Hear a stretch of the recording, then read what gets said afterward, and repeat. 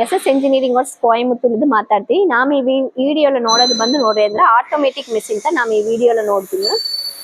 ಇದ್ರಲ್ಲಿ ಬಂದು ನೋಡ್ರಿ ಅಂದ್ರೆ ನೀವು ಬಂದು ಟೈಮಿಂಗ್ ಸೆಟ್ ಮಾಡಿಬಿಟ್ರೆ ಡೈ ಬಂದು ಅಪ್ ಅಂಡ್ ಡೌನ್ ಮೂವ್ಮೆಂಟ್ ಆಗೋದು. ಈ ತರ ಮೆಷಿನ್ ನೋಡ್ರಿ ಅಂದ್ರೆ ಸಿಂಗಲ್ ಡೈ ಇದೆ, ಡಬಲ್ ಡೈ ಇದೆ. ಏ ತರ ಮೆಷಿನ್ ಬೇಕಂದ್ರೆ ಕಸ್ಟಮರ್ ಏ ತರ ಬೇಕಂತ ಹೇಳ್ತಾರೆ ಆ ತರ ನಾವು ಮಾಡಿ ಕೊಡ್ತೀವಿ.